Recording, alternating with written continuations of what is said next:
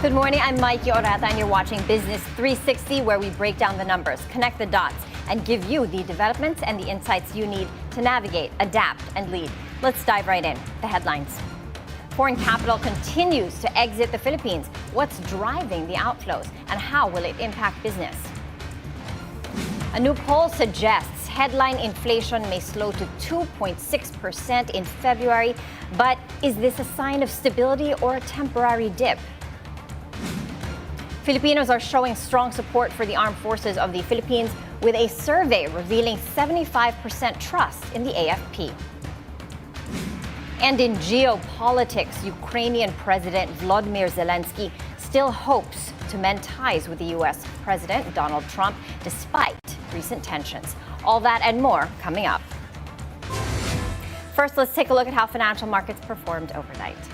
Wall Street finished higher on Friday after a volatile session, with tech stocks climbing even as Dell Technologies plunged.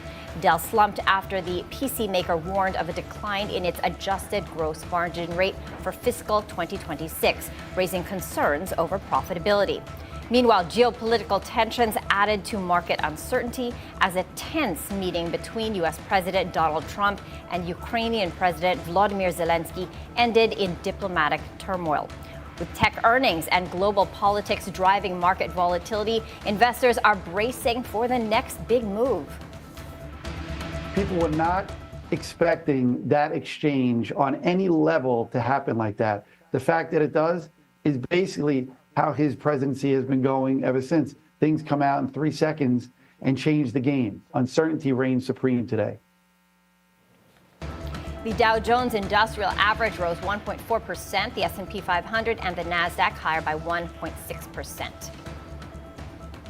Meanwhile, European markets are mixed, with the UK's FTSE up 0.6%, Germany's DAX flat, while France's CAC 40 higher by 0.1%.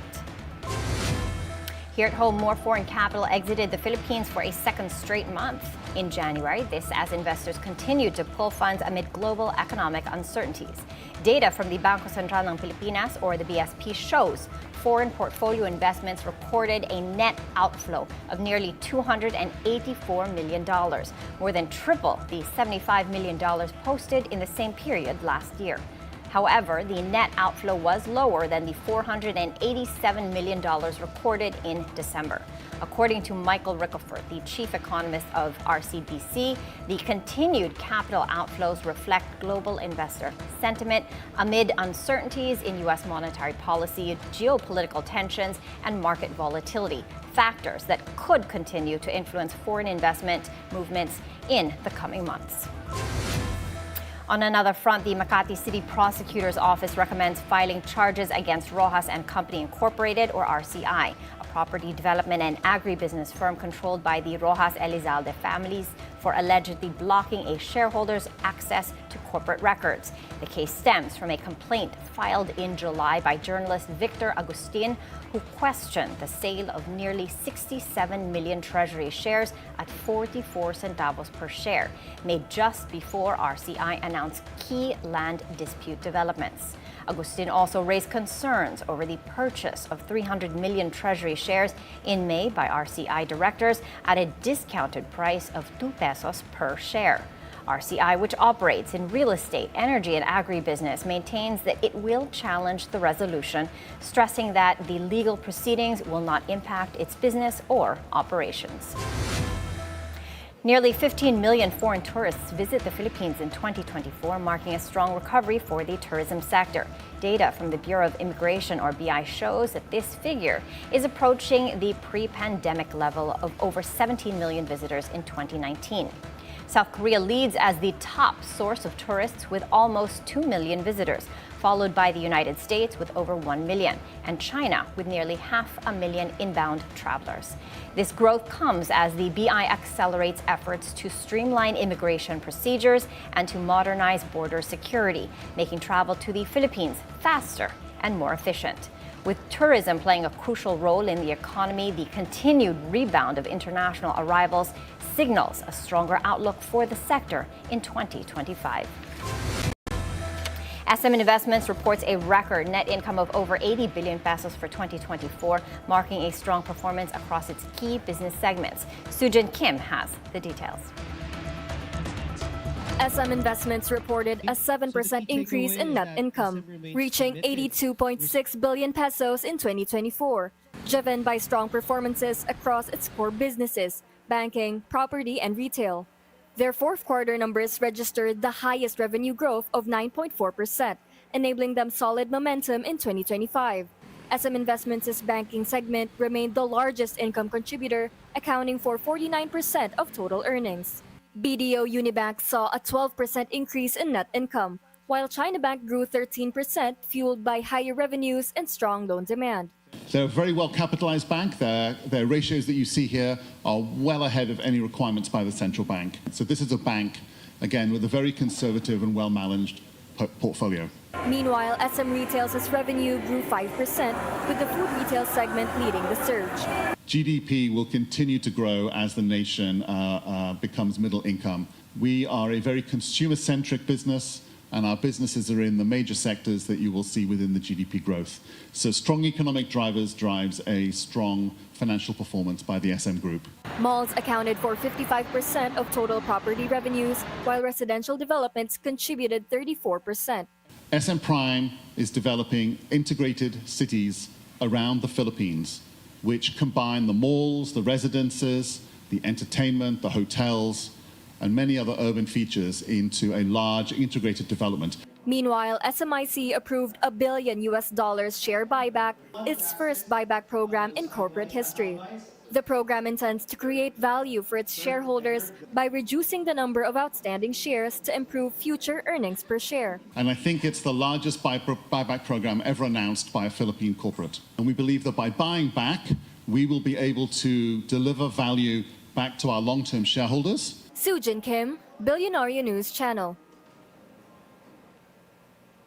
The Philippine rice industry is at a crossroads, and the impact goes beyond just food security. Rice is a multi-billion peso industry that drives agriculture, affects consumer spending, and influences overall economic stability. While global rice prices have dropped, local prices remain high, prompting the government to intervene. The Marcos administration has lowered NFA rice prices to 33 pesos per kilo after declaring a food security emergency for rice. The move aims to provide relief, to consumers, but at what cost?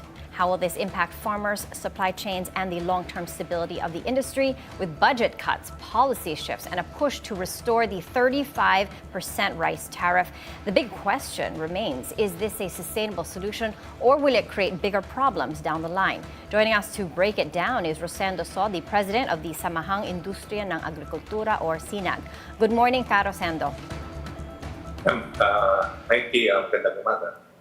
Ka Rosendo, pinababa ng gobyerno ang presyo ng NFA rice sa 33 kada kilo mula 35 kada kilo. Ano po ang reaksyon ng SINAG dito? So far, yung 33 pesos naman, kaya ng miller na habulin, no? Dahil yung presyo ng palay ngayon nasa 1950 to 20 pesos. So, pag meal, nasa 32 to 33. So we think na pwede naman na habulin yung presyo dun sa presyong 33 pesos and delivered sa mga outlet and retail. Yung retailer lang dapat bumaba yung markup. So yun ang nakikita natin. Looking at the bigger picture, Ka Rosendo, what are the biggest issues facing the rice industry today?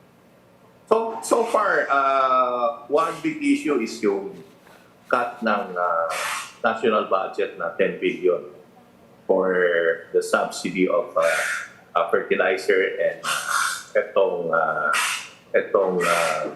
DA seeds, so hybrid seeds. So ito will affect the outcome of our output kung hindi maibigay ito. And we think dapat ayusin ito para mabigay sa ating mga magsasaka. Correct. There are lots of budget cuts and policy shifts in this sector. The DA's program lost 10 billion pesos in the 2025 national budget. Apart from that, Development Budget Management Coordination Committee reduced support for rice farmers from 30 billion to 10 billion pesos, reducing funding initially meant to support farmers. Ano po ang magiging epekto nito sa industriya, Ka Rosendo? Yeah, kung makita natin last year, yung cut of tariff from 35 to 15 did not help the price of rice going down.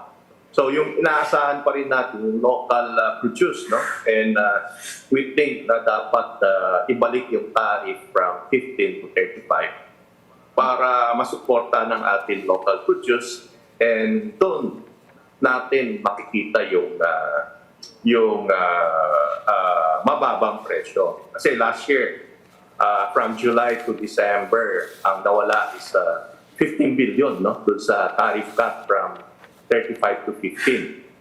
Pero kung makita natin yung presyo nung up to December, hindi gumalaw yung presyo ng rice. Itong January, February lang dahil yung international price ay bumaba, kaya nag-adjust yung presyo. Pero kaya ang sinasabi natin, dapat ibalik na lang yung tariff from 15 to 35. Oo, ang laki ng binaba from 35% tariff to 15%. Ka Rosendo, can you lay it out for us? Bakit importante to na ibalik sa 35% ang rice tariffs? Yeah, this year kasi kung ma-maintain 15% tariff, yung collection kasi ng tariff doon sa rice tariffication law will go to the farmers. Any collection from import for rice will go to the rice farmers. So yung tariff kung binabayad, mawawala yung 20% na sinasabi natin from 35 to 15. So that is equivalent to almost 20 billion collection ng kosto na dapat mabibigay dun sa mga magsasaka. So yun ang inaano natin. Nag-petition tayo sa Tariff Commission para at least ibalik yung tariff from 15 to 35%. And Ka Rosendo, moving on to rice prices, DA Secretary Laurel says 20 pesos per kilo rice is unlikely, but mid-30s, that price is realistic. Para sa inyo, what are your thoughts on this, Ka Rosendo? Yeah, yung sinabi ni Secretary, tama yun. We also computed. Kasi kung bumaba pa doon, baka hindi naman magtanim yung mga magsasaka. So yung 30 pesos to 32 pesos retail, baka achievable yun. Pero kung lower than that, kung mag-surrender yung mga farmers natin, baka walang magtatanim. Nakita naman natin na maski yung increase na import, price did not went down. So, inaasahan pa rin natin yung local production para presyo ng ating bigas. Okay. Speaking of local production, Ka Rosendo, the Philippines remains a top rice importer. Ano ho ang dapat natin gawin so that we can produce everything that we need on our own? Yeah, ang Vietnam and Thailand, kung makita natin, and other countries, well-subsidized ang farmers nila. Ang budget ng Department of Agriculture yung sa country nila is 4 times yung budget dito sa atin. So, yung budget, ang nakikita natin yung seeds na mabibigay sa magsasaka, malaking bagay yun. And yung fertilizer na subsidy. And of course, kung may additional costs na ibibigay dun sa magsasaka, lalong mas maganda. So, yun lang naman natin, ito is ginagaya na naman natin yung producing country. So, hindi kailangan talaga na suporta ng ating mga magsasaka. Okay. Salamat sa oras niyo ngayong umaga, Ka Rosendo. Alright, salamat. We're taking a quick break. Please stay with us as we dive deep into the numbers and the narratives that matter most to your bottom line.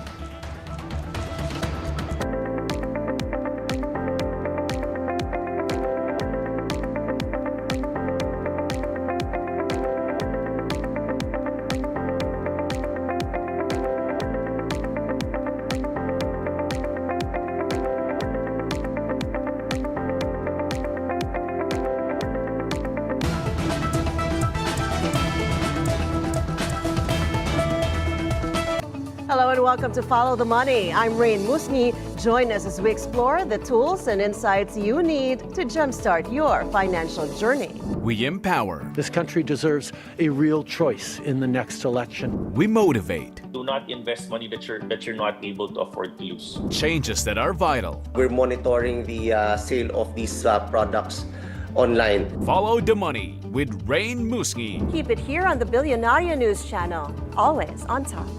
Magandang gabi, ako po si Pinky Webb. At ako naman si Corina Sanchez Rojas. Kombinasyong Corina Sanchez Rojas at Pinky Webb.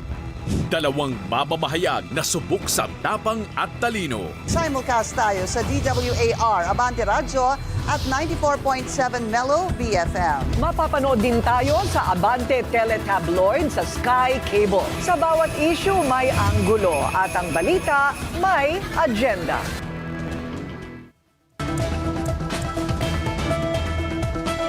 Welcome back. Let's take a look at how bourses in Asia are faring in early trade. Following Wall Street's gains overnight, I'm seeing lots of green. The Nikkei 225 is higher by 1%. Hong Kong's Hang Seng Index up sharply, up by 1.62%. Shanghai Composite higher by 0.5%. And Singapore's Straits Times Index higher by 0.3%. Now here at home, last Friday, the Philippine Stock Exchange plunged below the 6,000 level, closing at 59.98, down 2.1% in a sharp, broad-based sell-off. Now, analysts attribute the decline to portfolio rebalancing as fund managers adjusted holdings at the end of the month and tracked the latest MSCI rebalancing. Property stocks led the sell-off, slumping 3.7%, followed by mining and oil, which fell by 2.5%. Among the biggest losers, JG Summit Holdings tumbled 7.14%, Bank of the Philippine Islands slid 5.11%, and Ayala Land dropped 3.34%. Now, portfolio rebalancing is a strategy where investors adjust their asset mix to maintain a target allocation. This happens regularly, often monthly or quarterly, and can be driven by changes in market conditions or benchmark updates like MSCI's index rebalancing. During this process, fund managers sell stocks that have gained too much relative to their target allocation and buy underperforming assets to restore balance. Now, this shift can trigger volatility as seen in Friday market's drop. Now, let's take a look at how the PSE index is reacting today. As of 10:18 this morning, I'm seeing a sea of green. The PSE index is back with a vengeance in early trade, higher by 1.5% to 60.86, back at the 6,000 level. All shares index up as well, up by 1% to 36.23. As for the sub indices, everything is in the green. The financial sector up by 1.5%, and the mining and oil counter up by 1.6%, and the property counter up by 2.3%. Now, at the foreign exchange market, the peso opened marginally stronger at 57.98 against the greenback from its previous close of 57.99. Now, headline inflation may slow to 2.6% in February, according to a Business World poll of 18 analysts. This falls within the Bangko Sentral ng Pilipinas' 2.2 to 3% forecast range for the month, and its 2 to 4% target for the entire 2025. February's estimates is lower than the 2.9% recorded in January and the 3.4% print in the same month last year. Now, what does this mean for the Philippines? Well, the drop in inflation could strengthen the case for the BSP to start cutting interest rates this year, a move that could lower borrowing costs, boost business expansion, and increase consumer spending. However, risks remain, including volatility in food and energy prices, which could still drive inflation higher in the coming months. Now, motorists can expect some relief at the pump this week as fuel prices are set to go down. Gasoline and diesel could drop by up to 1 peso and 20 centavos per liter, while kerosene may see a bigger rollback of up to 1 peso and 50 centavos per liter. The Department of Energy attributes the rollback to weak fuel demand in South Korea and easing tensions between Russia and Ukraine. Senate President Chiz Escudero calls for a review of Philippine inland gaming operators, or PIGOs, which are licensed by the Philippine Amusement and Gaming Corporation. Escudero warns that while POGOs, Philippine offshore gaming operators, have faced intense scrutiny, PIGOs have operated with little oversight despite targeting local players. He raises concerns about the regulatory framework surrounding PIGOs and their impact on local businesses, consumer spending, and gaming industry competition. With the Senate now taking a closer look, the future of PIGO licenses and their role in the economy remain uncertain. Now, a new Okta research survey shows that 75% of Filipinos trust the armed forces of the Philippines, while only 2% say otherwise. Okta, an independent polling group, says the AFP remains one of the most trusted government institutions based on a November 2024 survey of 1,200 respondents. The AFP says this reaffirms support for its modernization program and role in national security. For businesses, a strong and trusted military boosts investor confidence and economic stability. Elsewhere in the world, King Charles meets Ukrainian President Volodymyr Zelensky at his Sandringham estate in a strong show of support amid escalating tensions. This follows a contentious Oval Office meeting where U.S. President Donald Trump threatened to withdraw support for Ukraine. Britain has been one of Ukraine's most vocal allies, with King Charles praising Ukrainian resilience and the British Prime Minister calling for stronger defense commitments from Western nations. For global business, geopolitical uncertainty continues to impact energy markets, supply chains, and defense spending as world leaders grapple with the future of security in Europe. Ukrainian President Volodymyr Zelensky remains optimistic about the rebuilding ties with the U.S. President Donald Trump despite their heated Oval Office meeting. However, he emphasizes that further discussions should happen behind closed doors. Zelensky expressed confidence that the U.S. aid to Ukraine will continue, arguing that Western leaders would not want to empower Russian President Vladimir Putin. But he admitted Ukraine must be prepared for any challenges ahead. He also confirmed his readiness to sign a proposed minerals deal with the U.S., a move that could strengthen economic and strategic cooperation between the two countries. And that's it for Business 360. I'm Maiki Oreta. Keep it here on BNC, the Bilyonaryo news channel.